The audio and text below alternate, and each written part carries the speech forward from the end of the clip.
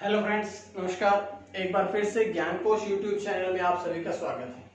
आज का जो हमारा विषय है वो है यूनानी आक्रमण।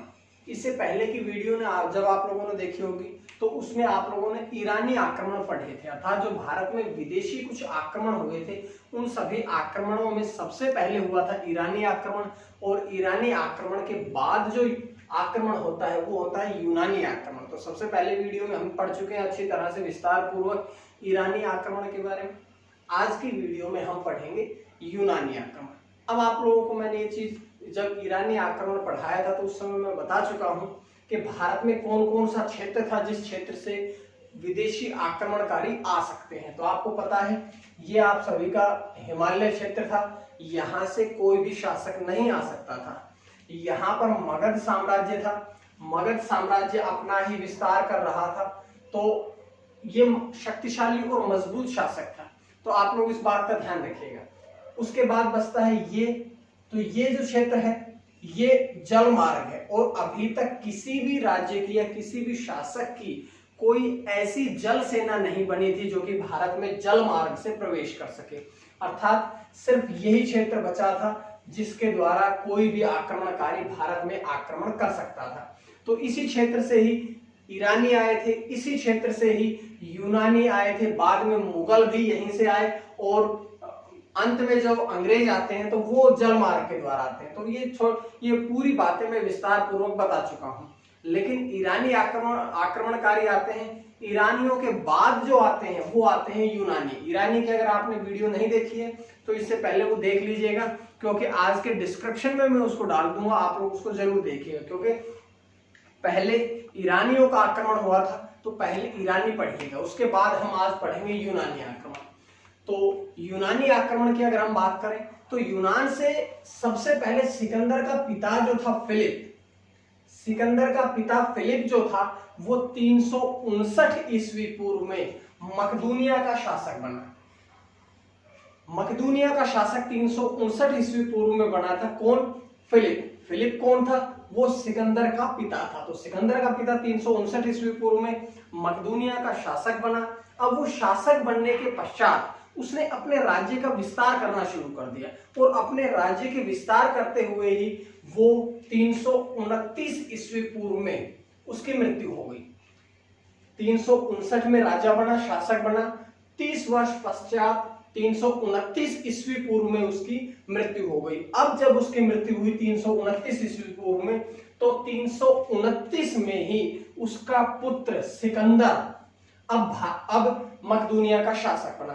सिकंदर जो था मात्र 20 वर्ष की उम्र में मकदूनिया का शासक बना था। ध्यान रखिएगा, सबसे पहले फिलिप का बेटा था सिकंदर जो 20 वर्ष की उम्र में ही मकदूनिया का शासक बना था 329 ईस्वी पूर्व।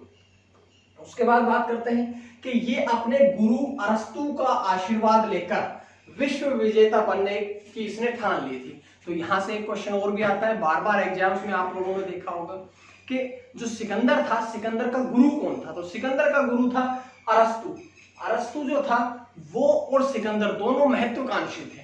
सिकंदर जो था वो पूरे विश्व विजेता बनना चाहता था। इसी क्रम में उसने अनेक युद्ध किए थे, इसी क्रम में उसने भारत पर भी आक्रमण किया था क्योंकि वो विश्व विजेता बनना चाहता था।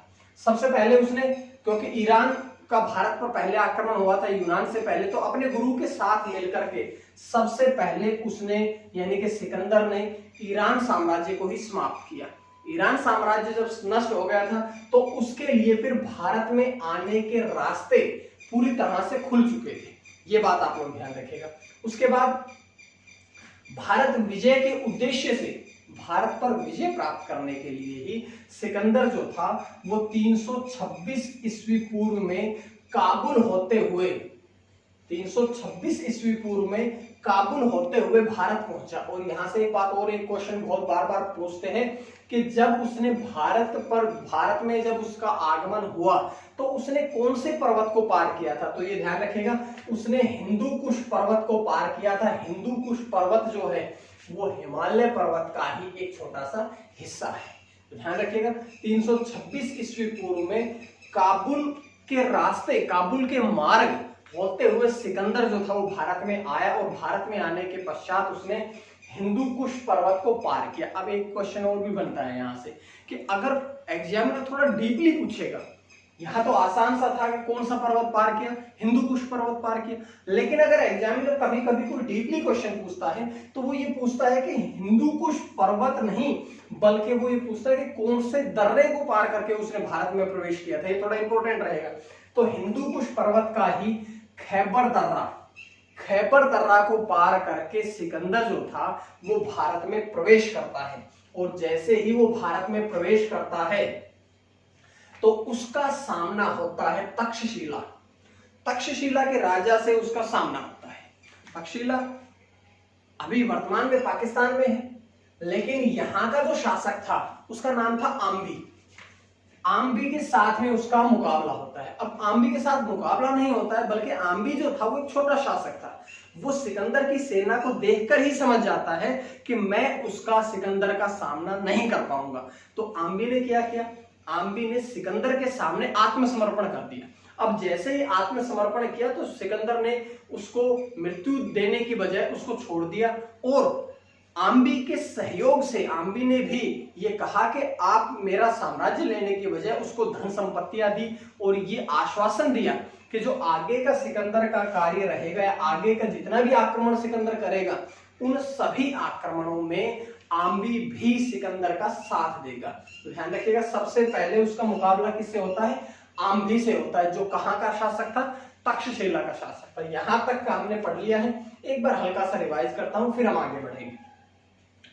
विदेशी आक्रमणकारी होते हैं सबसे पहले ईरानी, उसके बाद कौन आते हैं, यूनानी। यूनान की अगर हम बात करें तो वहां 359 ईस्वी पूर्व में सिकंदर का पिता फिलिप जो था वो मकदूनिया का शासक बना। महत्वाकांक्षी था, राजा राज्य का विस्तार करना चाहता था, साम्राज्य बढ़ाना चाहता था। इसी क्रम में उसने अपना साम्राज्य बढ़ाया भी, लेकिन 329 ईस्वी पूर्व में उसकी मृत्यु हो जाती है, और शासक कौन बनता है, सिकंदर बनता है। सिकंदर की मात्र 20 वर्ष की अवस्था होती है। उसी अवस्था में वो उस समय मकदूनिया का शासक बनता है। वो भी महत्वाकांक्षी था। उसके गुरु का नाम पूछा जाए तो अरस्तु उसके गुरु का नाम था। उसने विश्व विजेता बनने की ठान ली थी, और विश्व विजेता बनने के कदम में ही, विश्व विजेता बनने के क्रम में ही उसने भारत पर भी आक्रमण किया। भारत पर उसने कौन से रास्ते से, कौन से मार्ग से आया था, तो काबुल के मार्ग से आया था। और अगर हम और गहराई की बात पूछे कौन से पर्वत को पार किया, तो हिमालय पर्वत के ही एक छोटे से भाग हिंदू कुश पर्वत को पार किया। और अगर डीपली क्वेश्चन पूछेगा एग्जामिनर तो आपसे ये पूछा जाएगा कि हिंदू कुश पर्वत नहीं बल्कि कौन से दर्रे को पार किया था, तो खैबर दर्रे को उसने पार किया। और आने के बाद तक्षशिला के शासक किसके साथ, आम्भी के साथ में युद्ध नहीं हुआ, बल्कि आम्भी ने आत्मसमर्पण किया, और आम्भी का सहयोग लेकर के सिकंदर जो था वो आगे बढ़ा। अब जैसे ही उसने तक्षशिला पार किया, आगे आता है पंजाब। पंजाब का उस समय शासक कौन था, पोरस। एक छोटा सा साम्राज्य था पोरस। पोरस एक पंजाब का छोटा सा क्षेत्र था पोरस के पास, और पोरस का ही एक नाम और भी था, क्या, कुरु। तो पोरस जो था वो उस समय पंजाब का शासक था। छोटा सा साम्राज्य था, लेकिन पोरस जो था वो भी एक शक्तिशाली राजा था। शक्तिशाली इसलिए कि उसने आम्भी की तरह ये नहीं कहा कि मैं सिकंदर के सामने आत्मसमर्पण करूंगा, बल्कि उसने ये कहा कि मैं युद्ध करूंगा। और पोरस ने सिकंदर के साथ युद्ध करने की ठान ली, और सिकंदर और पोरस का युद्ध झेलम नदी के तट पर होता है, जिसका नाम भी झेलम का युद्ध या इसी को वितस्ता का युद्ध कहते हैं। और झेलम नदी को ही यूनानी भाषा में हाइडेस्पीज कहा जाता है। तो ध्यान रखिएगा, झेलम नदी के तट पर यह युद्ध हुआ था, जिसे झेलम का युद्ध कहते हैं, वितस्ता का युद्ध कहते हैं, या हाइडेस्पीज का युद्ध कहते हैं। इस युद्ध में पोरस की सेना जो थी वो बहुत अच्छी तरह से लड़ी, बहुत ही बहादुरी के साथ लड़ी, लेकिन युद्ध करते करते भी पोरस की सेना हार जाती है। क्यों? क्योंकि सिकंदर की सेना जो थी वो शक्तिशाली थी, संख्या में ज्यादा थी, और उसको आम्बी और आसपास का भी सहयोग प्राप्त था। तो इसी बात को ध्यान में रखते हुए जो पोरस होता है उसकी सेना हार जाती है। लेकिन हारने के बाद भी सिकंदर जो था वो पोरस के बहादुरी से, वो पंजाब के शासक पोरस की बहादुरी से इतना ज्यादा प्रभावित होता है कि जितना भी राज्य इसका जीतता है, पोरस का या पुरु का, वो उसे अधिकांश वापस कर देता है। क्यों?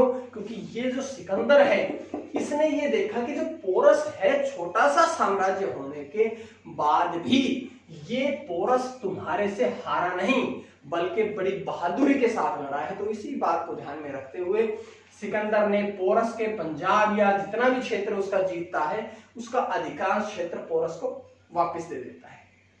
उसके बाद क्या होता है कि हाँ, एक बात और आती है, कई बार क्वेश्चन पूछते हैं कि अब ये पोरस को हरा करके और आगे बढ़ता है। अब आगे पड़ती है व्यास नदी।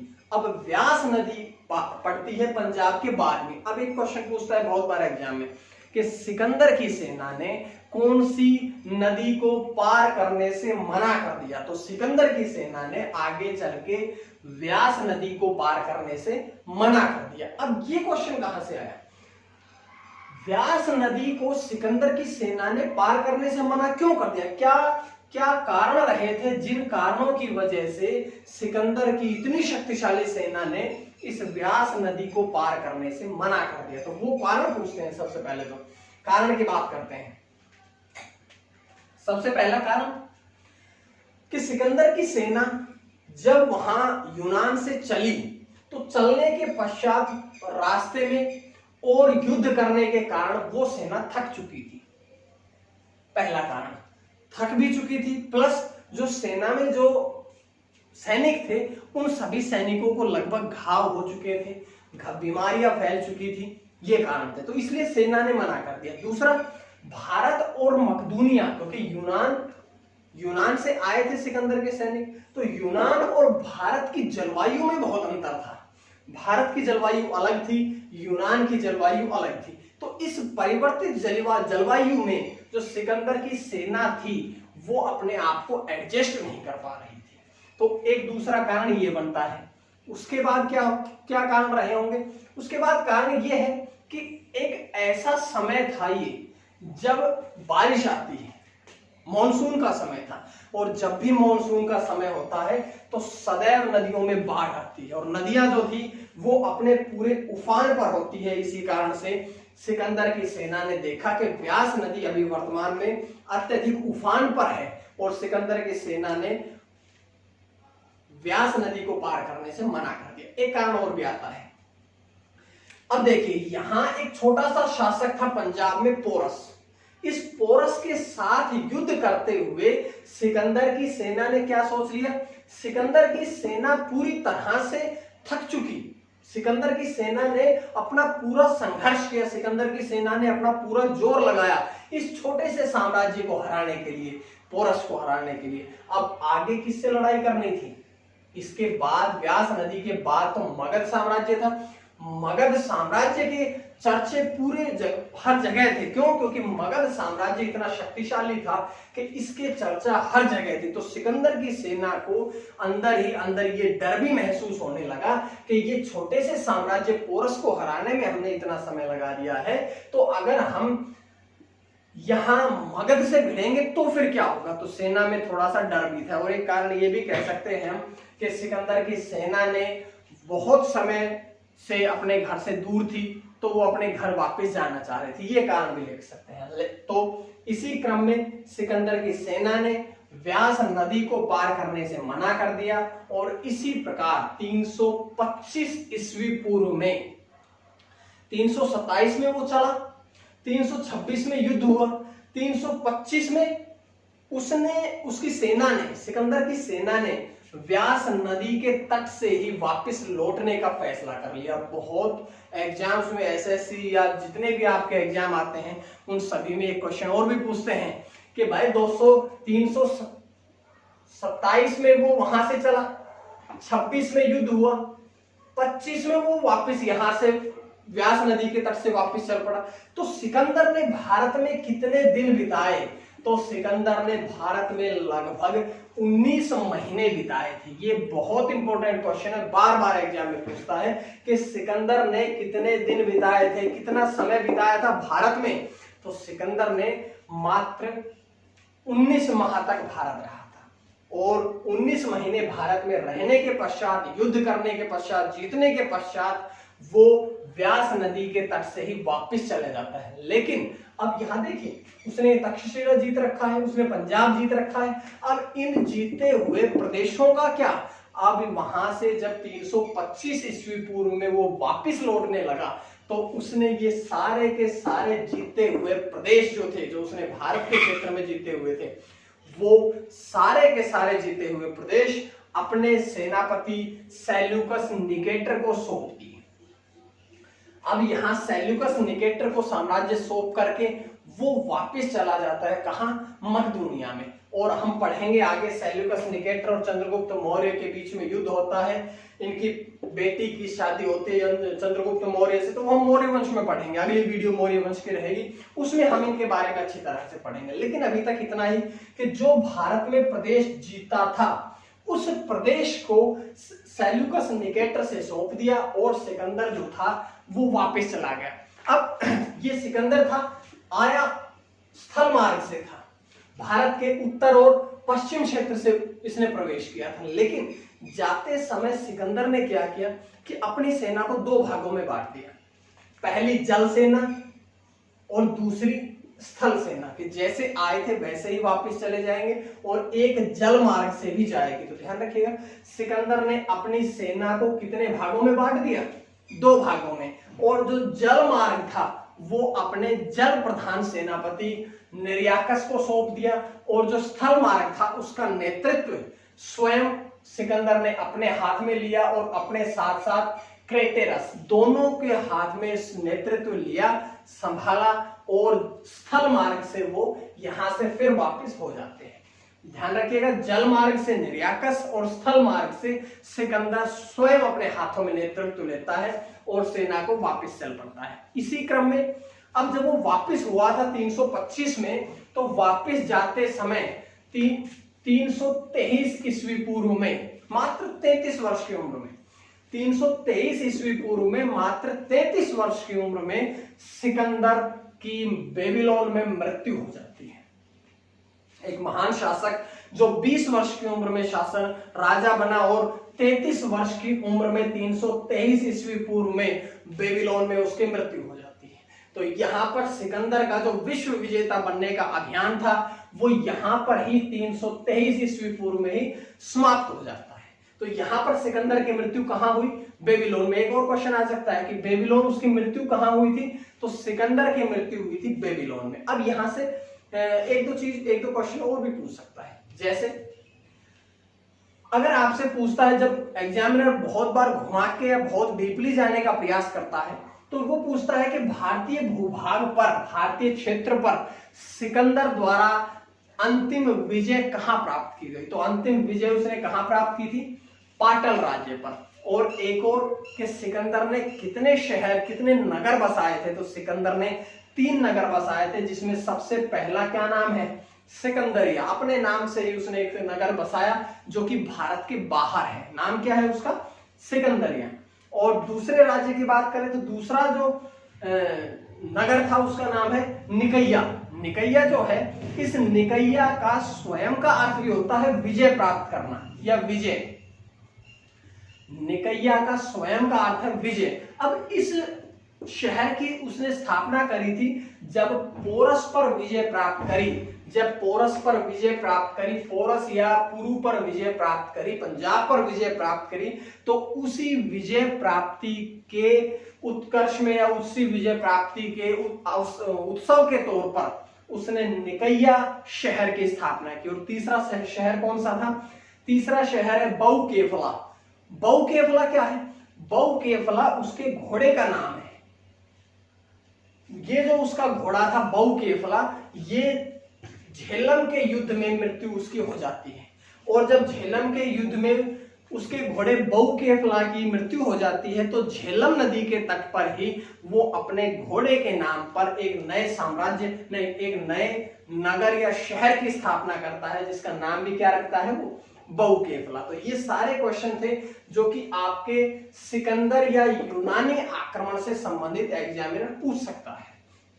इसके बाद आप लोगों को थोड़ी सी और नॉलेज है कि यूनानी भारत में आए। पिछले वीडियो में हमने पढ़ा ईरानी भारत आए थे। जो ईरानी भारत आए थे तो ईरानियों के भारत आने के प्रभाव हमने पढ़े थे। अब जब यूनानी भारत में आए हैं तो यूनानियों के भी तो भारत में आने के बाद कुछ प्रभाव पड़े होंगे भारतीयों पर। क्या क्या प्रभाव पड़े? सबसे पहला ये है कि गांधार कला का विकास हुआ। गांधार कला वही कला है जो कि मूर्ति बनाने में, जो कि स्तंभ बनाने में प्रयोग की जाती है। और आगे आकर के अशोक और ये जितने भी राजा नई जो मूर्ति या स्तंभ कला निर्माण कराते हैं, उन सभी में गांधार शैली का विकास हुआ था, गांधार शैली का प्रयोग किया गया था। ये गांधार शैली जो है ये यूनानियों से भी प्रभावित थी। अगला है राष्ट्र का एकीकरण, बहुत इंपॉर्टेंट है। यहां भारत के लोगों ने क्या सोच लिया कि भाई हमारे, अगर हम मजबूत नहीं रहेंगे, सारे एक मिलकर के नहीं रहेंगे, तो कोई भी सिकंदर या कोई भी यूनानी या कोई भी ईरानी या हमारे देश के बाहर का कोई भी व्यक्ति आएगा और आकर के हमें हरा सकता है। तो भारतीयों ने यह सोचा कि ना केवल भारत को मजबूत किया जाए, बल्कि भारत के साथ साथ ये जो मार्ग है, इस मार्ग में भी किसी मजबूत शासक की आवश्यकता है। चंद्रगुप्त मौर्य ने यही सोचा और उसने सबसे पहले यही मजबूत किया ताकि कोई भारत में कहीं से भी आ ना सके। ये हम चंद्रगुप्त मौर्य की वीडियो पढ़ेंगे तो उस समय पढ़ेंगे। एक और है अंतिम कि व्यापार एवं संपर्क। तो जब सीधी सी बात है, जब यूनानी यहां आए थे तो उनके हमारे देश के लोगों के साथ में कुछ संबंध बने थे। कैसे संबंध बने थे? व्यापार के संबंध बने थे। और जब व्यापार किया जाएगा तो आपसी संबंध या आपसी तालमेल भी बढ़ेगा। तो ये कुछ कारण थे जो कि यूनानी जब भारत आए, उनके भारत पर आने के बाद जो भारतीयों में प्रभाव पड़े थे, वो सारे के सारे ये कारण बताए गए हैं।